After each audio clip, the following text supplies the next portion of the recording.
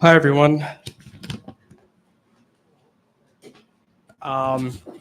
Welcome to a celebration of Paradise Bronx by Ian Frazier, who will be speaking this evening with Zach Helfand. I'm going to do a quick intro, and then they'll talk, and we'll have a Q&A and a signing after. This event is being live streamed on YouTube, and it'll be archived on the PCG Studio website. Ian Sandy Frazier is the author of Travels in Siberia, Great Plains, On the Res, Lamentations of the Father, and Coyote v. Acme, among other works, all published by FSG. Zach Helfand is a writer and editor of Talk of the Town at The New Yorker, and we'll get right into it. I'll pass it on to Zach. Thanks. It's nice to be here with you, Sandy. I appreciate you doing this, Zach. You have a long list of books I always like to add. Well, not always. Like we've done this before, but Dating Your Mom. I just like to say it's a great title for a piece and for a book. Almost 50 years ago. Yeah. You started this book, which is great. You said you set out to walk 1,000 miles in the Bronx. How did that come to be? And what did you get in particular from walking that you wouldn't have gotten from driving or riding your bike? Well, I would never have tried to ride a bike because I would only get in accidents, but a little louder. It isn't even on? It's on, just speaking to them. The speaker is doing what? Just talk a little closer to that. Okay. I started walking in the Bronx I did a piece about Co-op City, which is in the Northeast Bronx, in, I don't know, like 2004. And so I can say I've been going up there for 20 years, but I really did a lot of walking when I did a piece about the Stella D'Oro Bakery.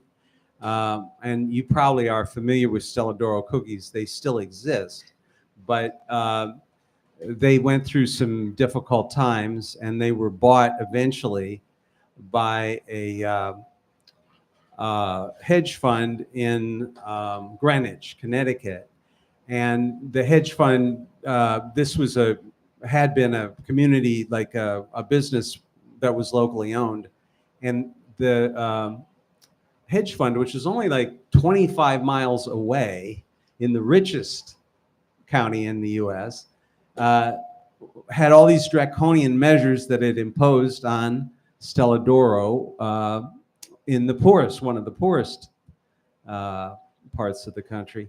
And that just got me kind of riled up. And so I went and I hung out with the people that were striking there. And that strike lasted 11 months. So I got to know the place kind of from that. And then for me, the great contribution that Stella D'Oro made, aside from employing lots of immigrants and, doing all kinds of great things for the community, was it just smelled delicious. And you would get this amazing smell, like you just walked into a kitchen where brownies were baking or something, and the smell was everywhere. It would just permeate this part of the Bronx. And I met people who said, we coming home on the Major Deegan, which runs right behind the bakery, when we smelled that, we knew we were getting home. And so I thought, well, I wonder how far this goes. So I did a kind of systematic study of the smell. So I'd walk a block, yeah, I can still smell it, and walk another block, oh yeah, I can still smell it, and just keep going like that until I had to say, well, if I didn't, it's faded out by this time. But so I went in every direction to see what that aura was in the Bronx. And I just ended up going a lot of different places. On it, if the wind was right, you could go all the way up into Riverdale and you're still smelling it. And so that got me walking in the Bronx. And I hadn't realized how interesting the Bronx is geographically. It's all up and down there in that part. It's It's very, it has these valleys that are north-south valleys. And so it just began to more and more appeal to me as a geographic place. And the hedge fund, all kinds of different things happened during the strike, but the hedge fund moved or sold Stella d'Oro to a company that moved it to Ashland, Ohio. And I'm from Ohio, and I'd been to Ashland, and I went out there and did the same thing in Ashland and smelled the thing. And okay. And then I kept following it away, and you're just in this second growth forest, this just weedy, not very interesting forest, and all this delicious smell out in this forest and totally wasted. And just an example of how the Bronx gets screwed, because this is of no use in this forest in Ohio unless there's some greater use to it that I can't imagine. But it was just something that, you know, it got me involved with the Bronx, and that was how I started walking there.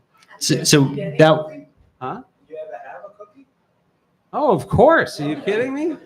My wife, who's here, when she was pregnant with my daughter, who's here, ate the breadsticks constantly. And it was like having mice in the walls. You would just hear this. That was my first, like, I realized, wow, Stella d'Oro is a good product. And it's still not a bad product, even though it's made by Lance Foods, who do those little cheese crackers, which are, you know, from machines, those little weird, anyway. So. okay, so it started as all good books should with cookies. Right. And you have a section of the book that you're going to read for us, right? Oh, yeah, I was going to just read, just to give you an idea of this geography.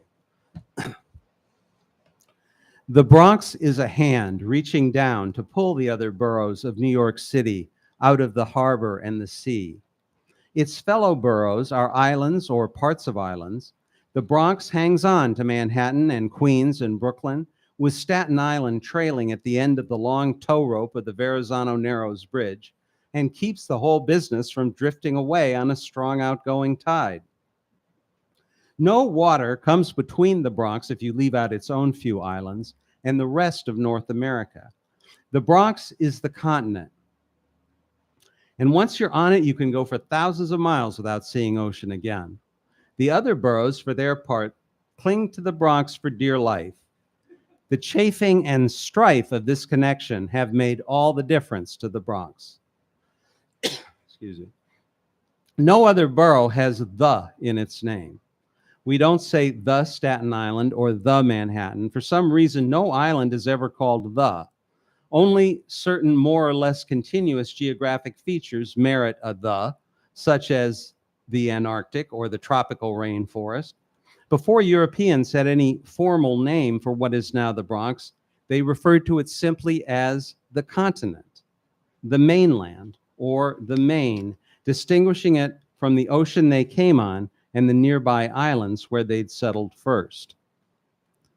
The northernmost part of the Bronx western border is the Hudson River.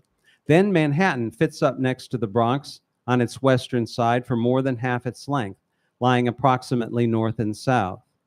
Here, the Harlem River, which is a strait and not a river, and which connects the East River to the Hudson, runs between the two boroughs. Steep hills and bluffs rise above the Harlem River Valley. Much of the Bronx is hilly. Stone ridges extend like tendons, knuckles, and fingers from the northern border of the borough southward. These discouraged the construction of east-west roads and made the Bronx difficult to cross from east to west even today. After the Harlem River branches off around one side of Randall's Island, a smaller tidal stream, the Bronx Kill, continues along the borough's southern border. Going along the top of Randall's, the Bronx Kill also flows into the East River, which is part of Long Island Sound, which is part of the Atlantic Ocean. The Bronx's entire eastern border is the East River and the Sound. Thus, the borough has a major river that comes from inland, the Hudson, to its west, and salt water on its east. Some of the Bronx is rocky and wooded like upstate, and some is oceanfront marsh and beach. A straight line with a few bureaucratic zigzags marks the Bronx's northern border. That line is also the border of New York City. In general, people in the suburbs to the north of this line are richer than most people in the Bronx. By some measurements, large areas of the Bronx are poorer than anywhere else in the nation, but that assumes a population frozen in time. Everybody has to start somewhere, and the poor parts of the Bronx are often where people start when they have very little. They work and earn, and in time they move upward, and new arrivals take their place. This cycle has tended to wear out some areas of the Bronx. The Bronx is the part of New York where the city merges into the rest of North America. The process has never gone smoothly. I love that intro. And I think if you had stripped your name off of the book, I and I'm sure a lot of other readers could have picked out that's a Sandy Frazier opening to a book. So I'm curious, how much of you kind of span the whole history of the Bronx from Glacier to now. How much of the story of the Bronx is the story of geography, is destiny, and how much of it was other factors beyond that? Well, I mean, I've referred to this as a human geography, and what it does, I look at every place like this, the way the people made the place and the way the place made the people. And the Bronx, as I kind of gigantically simplified it, but the Bronx is a place in between. And being in between has posed a lot of difficulties for this place. So I found that as a way of kind of talking about the history all the way back a long way. So that during the Revolutionary War, the Americans were up in along the Croton River, and the British were right along the tip of Manhattan, and just on the other side of the tip of Manhattan. There was a bridge there called King's Bridge. And that, the space in between, the geography in between, was the neutral ground. And it was a bloody place where the partisans for each side fought back and forth. That in-betweenness was a difficulty for the Bronx in 1777. In the 1960s, the fact that the Bronx was in between all these places that highways had to go essentially came close to destroying the Bronx. And the way I kind of summarize it, I say that when the subways reached the Bronx, and that started in 1905, and it was ran through like 1930. But all these subways reached the Bronx, and it was like spreading a sprinkler system out, and all these plants sprang up. Apartment buildings sprang up all along the subway lines, which are mostly elevated in the Bronx. And that made the modern Bronx. So the sentence that I used kind of to summarize this history, I say that if you want to summarize the history of the Bronx in the 20th century, you can say that the subways created the Bronx and the highways almost destroyed it. Terrence mentioned this is the 50th anniversary of the Power Broker, which is a story. Much of it is about how the Cross Bronx Expressway was pushed through the Bronx. And this is 6.5 miles of highway, most expensive highway ever built. And if you look at where it went and what was there before, you just see this was like building a military road. This was like an assault. And the difference that it made to the Bronx was inestimable. But there were other highways too. You know, there was the Major Deegan, there was the Bruckner. These other roads came through, bridges, all kinds of infrastructure. It was like they laid it on this place, and the people who planned it, and this goes before Robert Moses, I think honestly did not know anybody in the Bronx. I think the people who planned it were members of the old WASP ruling elite of New York City.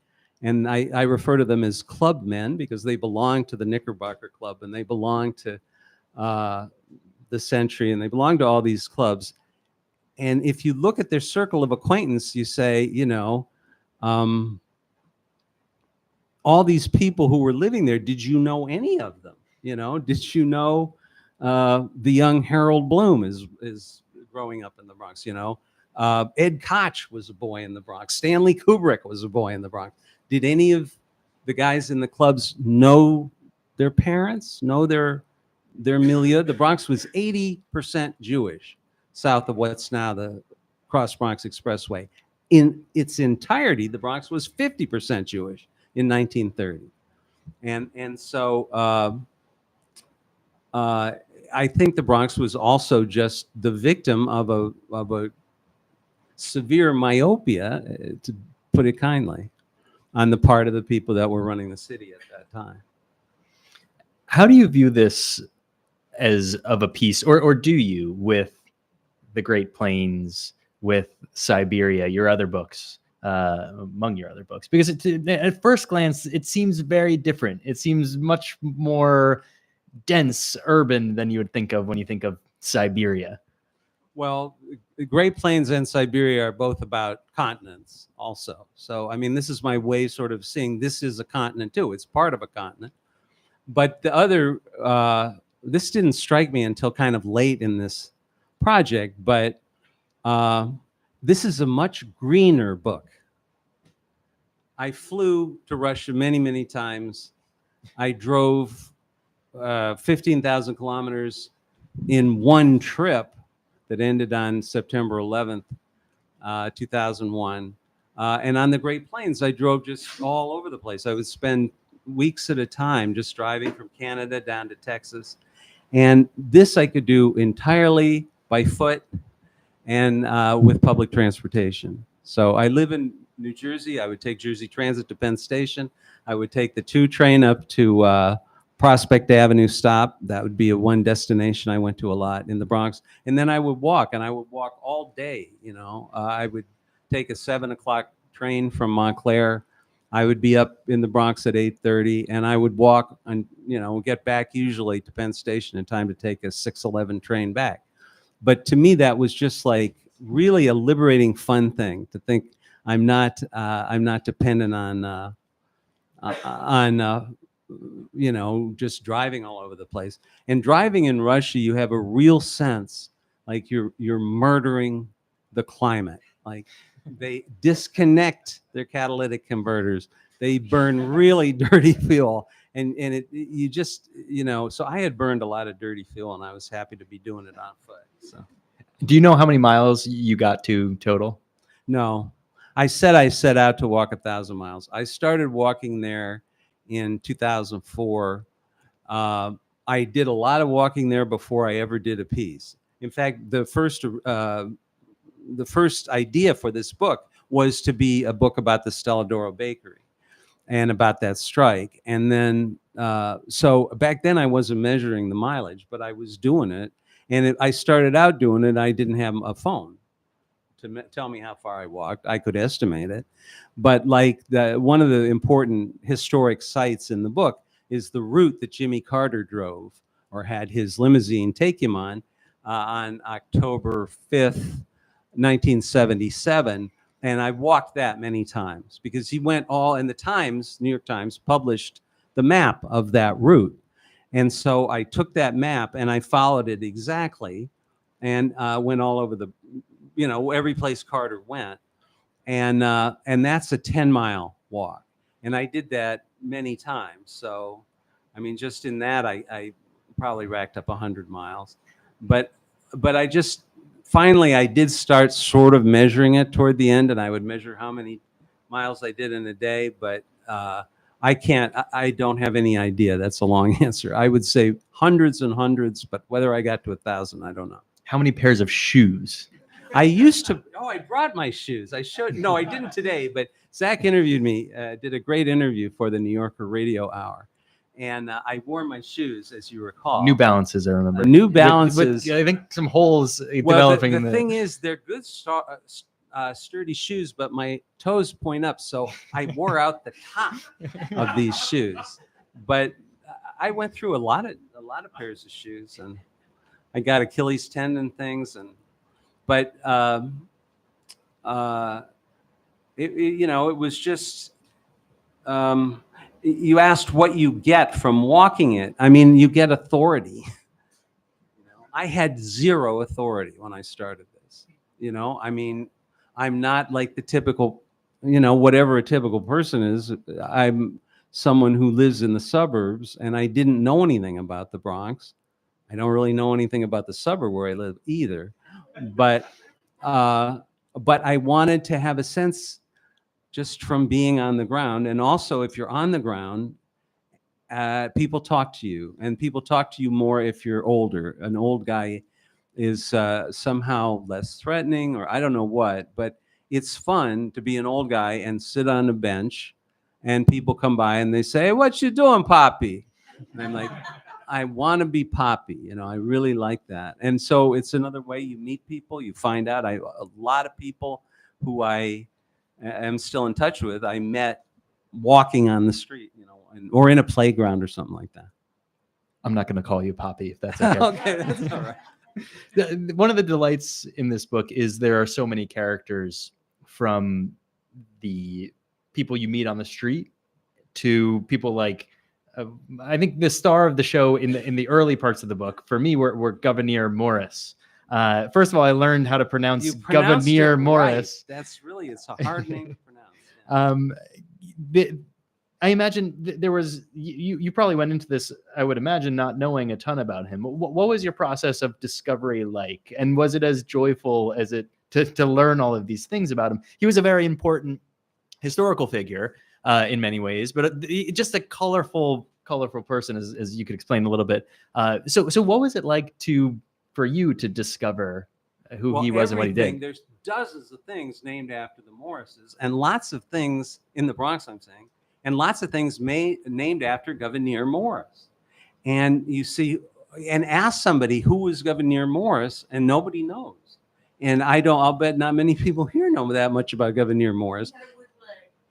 And that you can know by going to the New York Historical Society, because it is on display. It's one of the first things you see when you come in, is this wooden leg. He was, to me, he was a really like mysterious but kind of proto-Bronxite person, in that he was very much an in-between person. He was enormously important in the Revolution. He is a founding father.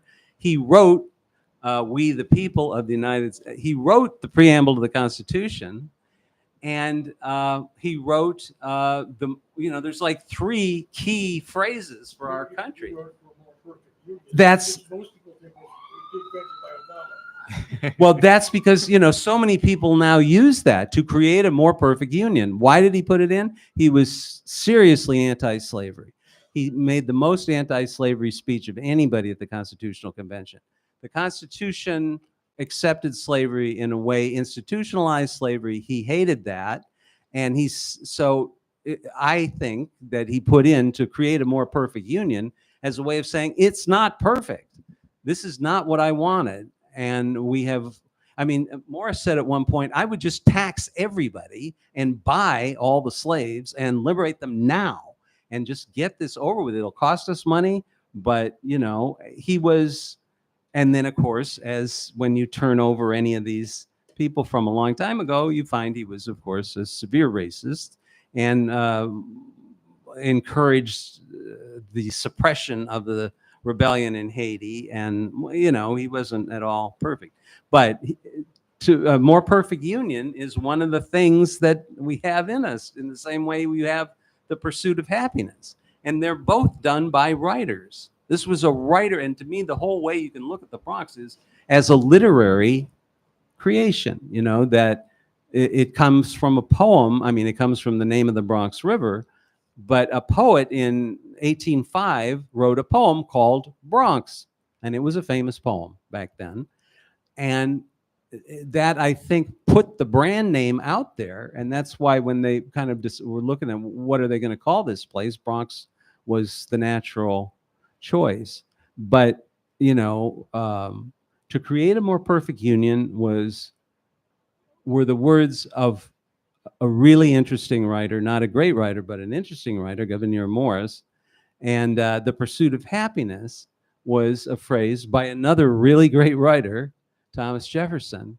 And they were both like just off the top of their heads. I mean, there was no legal or legislative mandate, please put those words in. They just came up with it. And so it's, to me, it speaks to the power of writers, which I always like to see increase.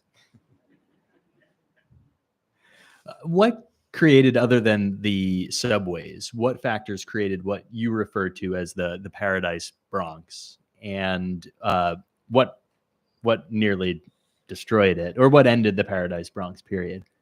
Well, the Paradise Bronx, I speak of two real Paradise Bronx periods. After the Revolutionary War, the Bronx became kind of like what the Hamptons is today. And so a lot of people, the Tiffany's had a beautiful estate in the Bronx.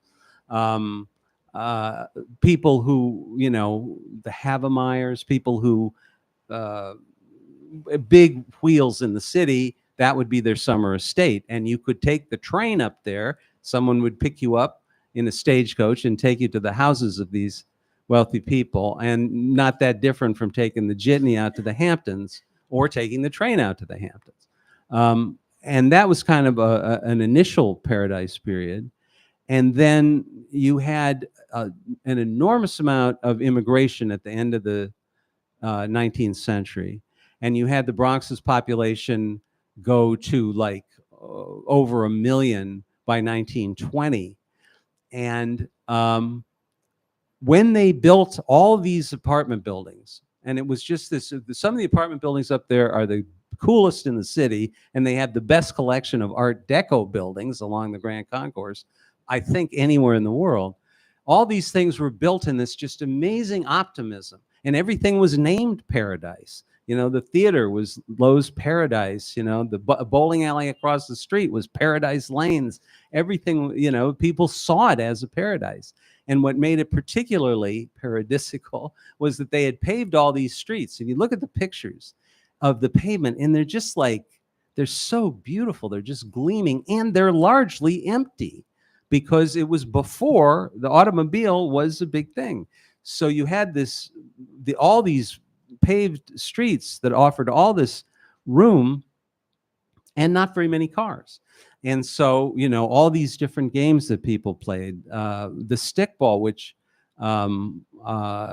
you can find lots of pictures of kids playing stickball, but all kinds of other games. And you had, basically, they were playing on the pavement. And when a car came along, you would say, "Car," and everybody would get up on the curb, and the cars would go by. When they decided to build highways after the Second World War, and that was a nationwide thing, but when they did it in the Bronx, they, those empty spaces where kids had played, they were not available anymore.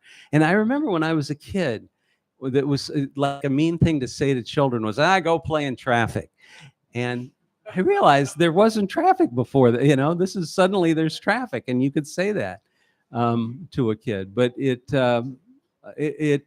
changed really drastically with the coming of the car, as the whole country did. But and it was also almost explicitly racist, in the sense that this is going to be segregated here, and this is going to be segregated, and in between you have the Bronx. So you're going through these. You're going from segregated place to segregated place across this an area that had, they had basically just decided to discard. But the end of the Paradise Bronx was a painful thing, and you still find lots of people talk about what it was like. Arlene Alda, Alan Alda's wife, did a really good book called, I think it's called Just Kids in the Bronx. And she talked to all these different people who had been kids in the Bronx. And they're just such cool stories about what it was like to play on the streets, and what it was like to, swim in the Bronx River and stuff like that. So it was, paradise came and went. But one of the things that people get wrong about the Bronx is I think people have this conception that there was a white flight, that there was an increase in immigration, and a lot of the population moved out and hollowed out the neighborhoods. But you demonstrate that something else happened. Well, I mean, I begin a chapter saying when blacks and Puerto Ricans moved in to the Bronx, it got better. And you really have to say that because people think, well, that was when it started to go downhill. That was when, certainly in terms of music, and my book kind of emphasizes music because the Bronx invented hip hop, and there's no question about it. And it is a global art form. And where else in the city can we say we invented a global art form? There were a lot of, combinations that happened once you got a population that diverse. You already had, a large Jewish population, but you also had Germans and you had Italians and you had Irish. And when you got this mix, there was a period where everybody says, well, we all were getting along. It was great. Gouverneur Morris High School was the most integrated high school in the U.S. And there were playgrounds. There was one playground in particular where they just reinvented basketball.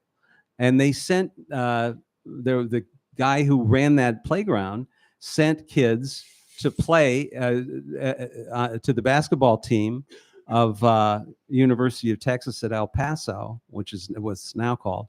And they won the NCAA championship.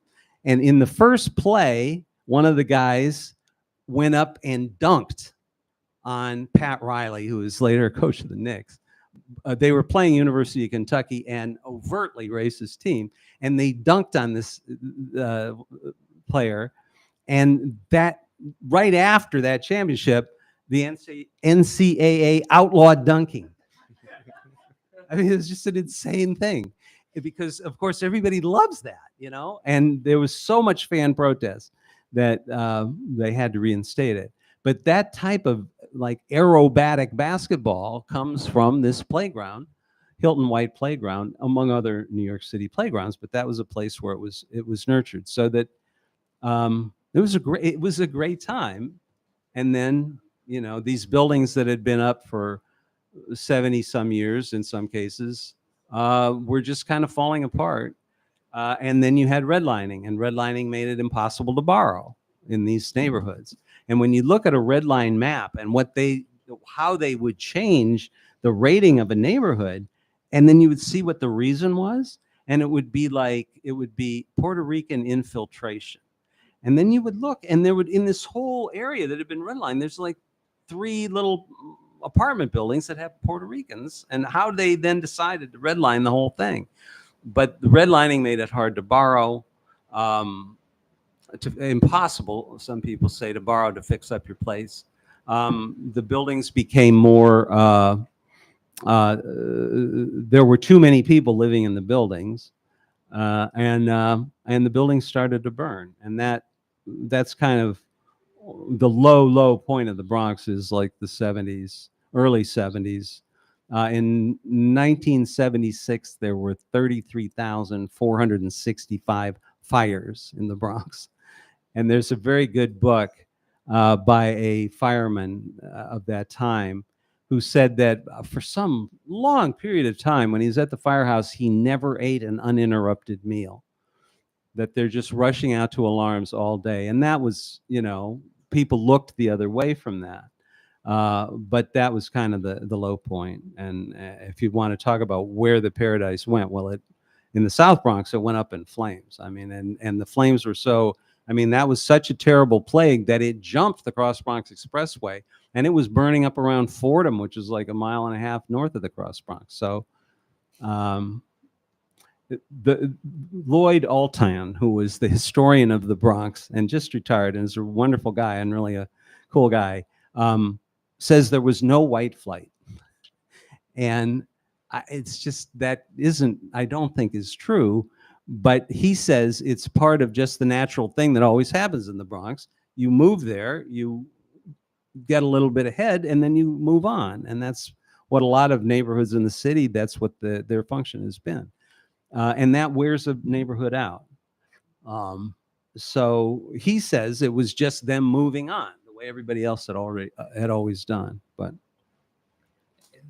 the fires, I had long assumed they were mostly arson. But what were they due to?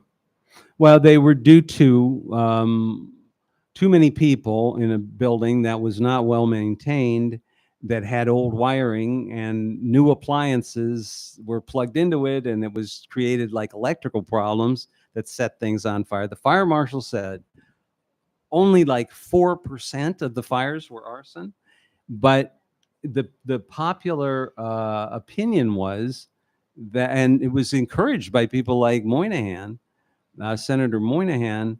He said, well, the people of the Bronx must not want housing or they wouldn't burn it down. Well, they weren't. I mean, it was a lot more complicated than that. So, They also mentioned the fact that they cut the number of firehouses. well, that also was a big thing. They decided just to let the Bronx go back to grass, basically. And the idea was called planned shrinkage. And so they shrank services to the Bronx, and they closed firehouses at the height of this plague. So suddenly you have fire companies, they'd get a fire alarm and they wouldn't have enough trucks, and companies were coming from as far as Staten Island, from other parts of the city to put out Bronx fires because they had closed those firehouses. But yeah, thank you, because that was the Rand Corporation recommended that the city do this, and the city did it. And it was, of course, the city was in a real severe financial pinch at the time. So it was a bad time throughout the city, but it was a terrible time in the Bronx. You describe all this infrastructure that's kind of been shunted up and loaded into the Bronx, kind of like the city's attic.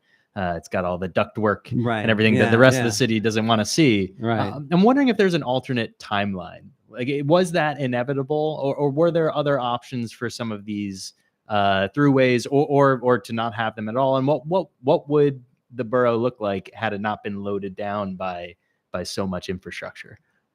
That's a really good question, and I think about it a lot because I drive on those roads sometimes. I end the book by I'm on my way to JFK to pick my son up at the airport, flying in from Europe, and I'm on the Cross Bronx, and when there isn't traffic on the Cross Bronx, you can really get across the Bronx fast. And so I think, how could you have done this differently?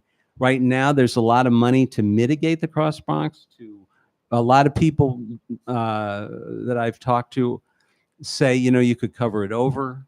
But I think, I don't know anything about digging a tunnel, but, why didn't they dig a tunnel? There's a tunnel across Chesapeake Bay. How come you didn't, at least for a good part of the way? Why not just tunnel under all this? Well, I have no idea the engineering of it, but it could have been, I do think it could have been done better, and you just have to believe it could have been done better. It's not like we're inevitably doomed to create what was created in the South Bronx and in other parts of the Bronx in the 60s. It just you have to think there would be another way to do it. I still can't quite figure out what it would have been, but the thing that I kind of realized as I read about it is everything that you see, like you see something and you think it was always like that. Vivian Vasquez, who made a really good documentary about the fires in the Bronx, said, well, the Bronx, when she was growing up there, she said, well, we thought this was just what you got for being poor. And everything was made. It was a decision that people made, and it didn't have to, it wasn't just like, well, this is an inevitable thing that's going to happen. And I feel like, when you do plan in a city, the idea that things are inevitable. They wanted to build a highway across Manhattan. They never succeeded. They wanted to build a highway right across, slightly below Houston Street.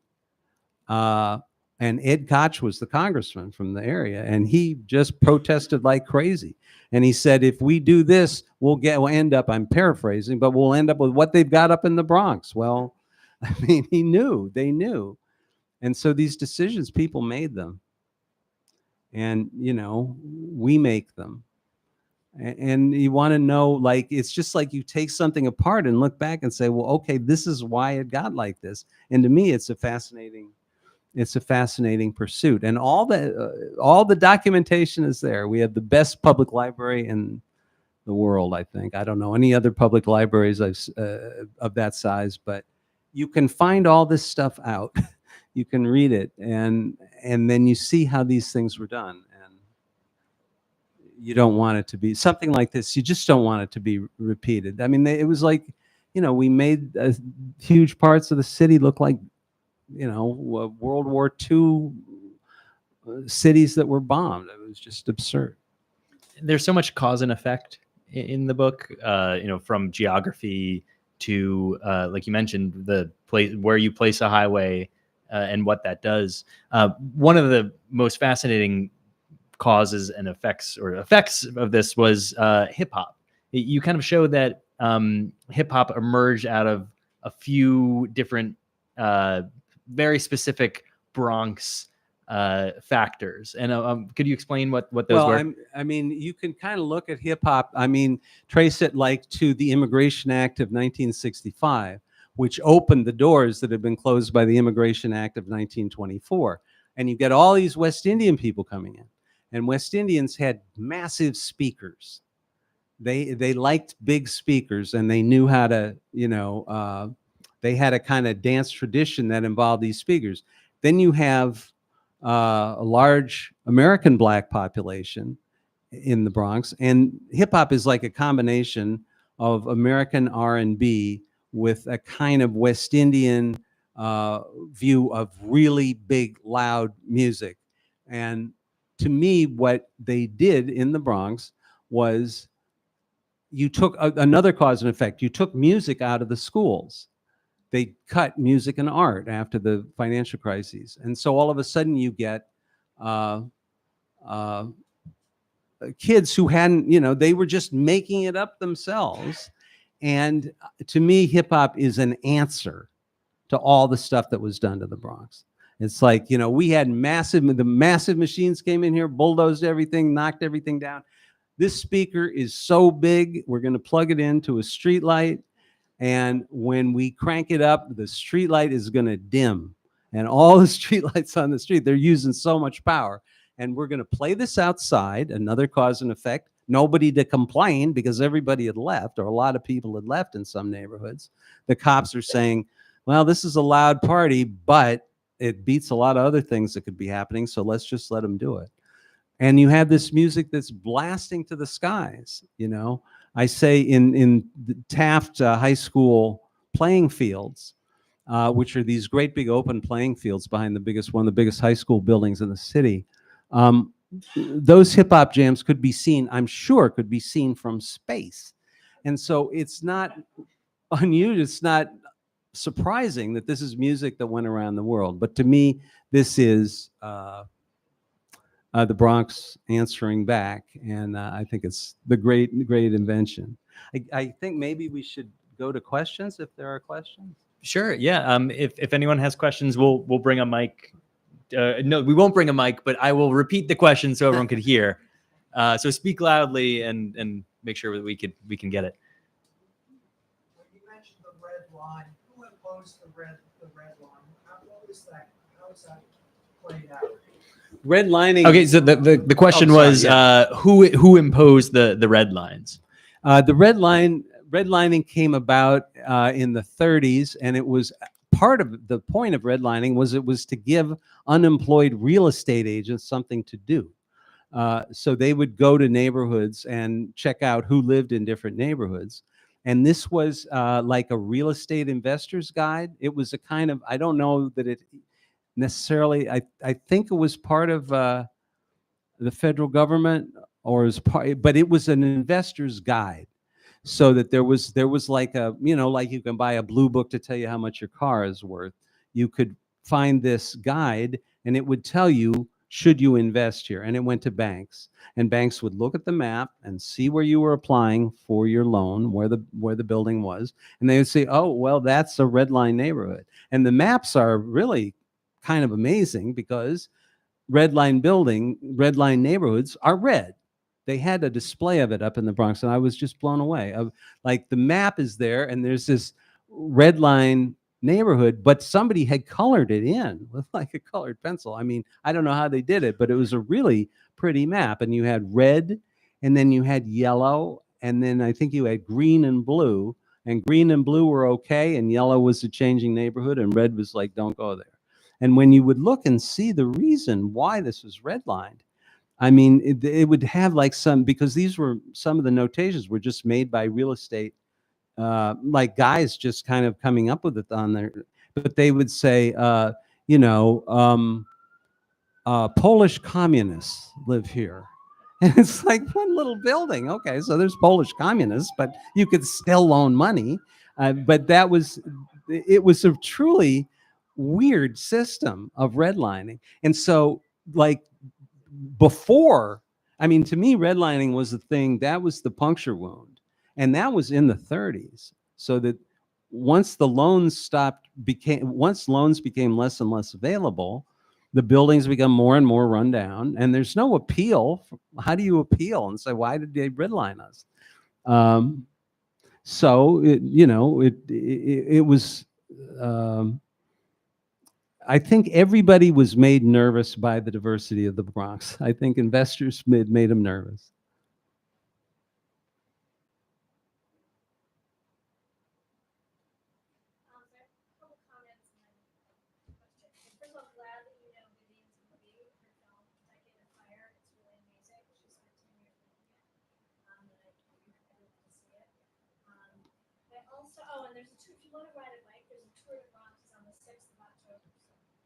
I have a friend who does that, but yeah.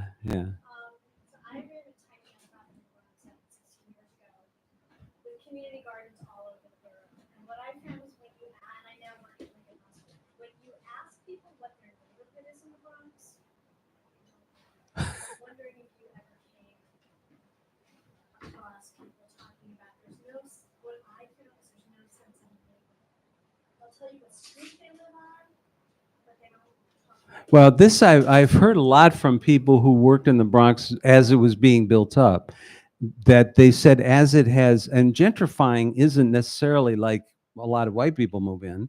Gentrifying is, it becomes more expensive. And so more people move into an apartment, for example, and that you take more jobs. So what I have heard, you have to work harder to stay there, so that it's harder to get people for tenant meetings and stuff like that, because people are busier and they have to work harder just to support themselves.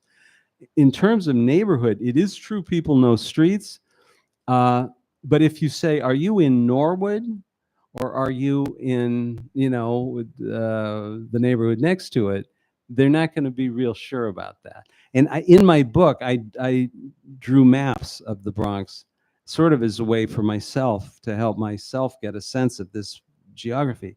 But I have a map with all the different neighborhoods, because I went and tried to figure out what neighborhood is where.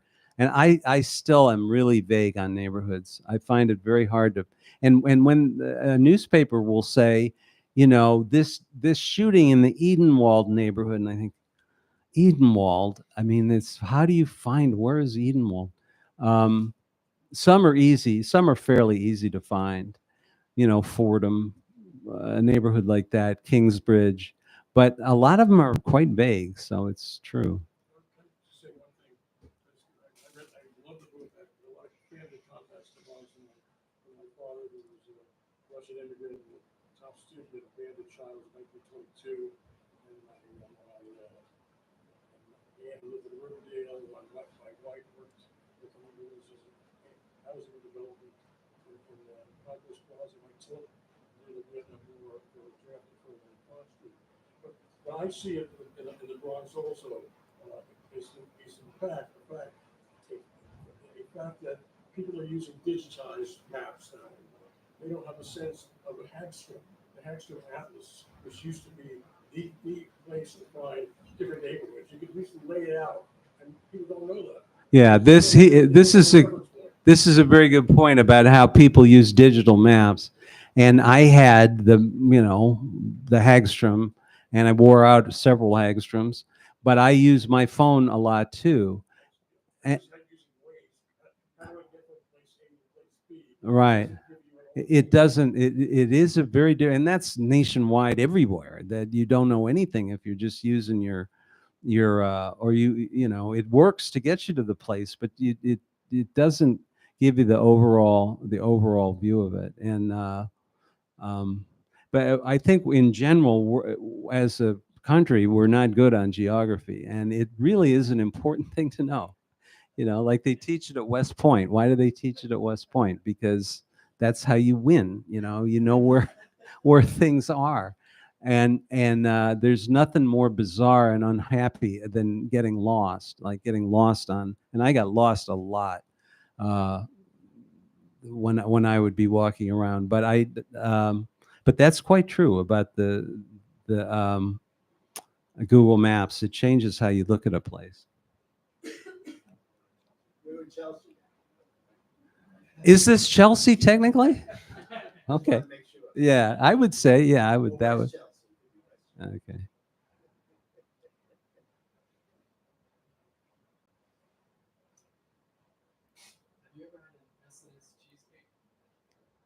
The question was whether Sandy's ever had an S&S cheesecake. No. What is S&S cheesecake? Lloyd's carrot cake I've seen, but I have never, where is it? Okay. Yeah, I mean that.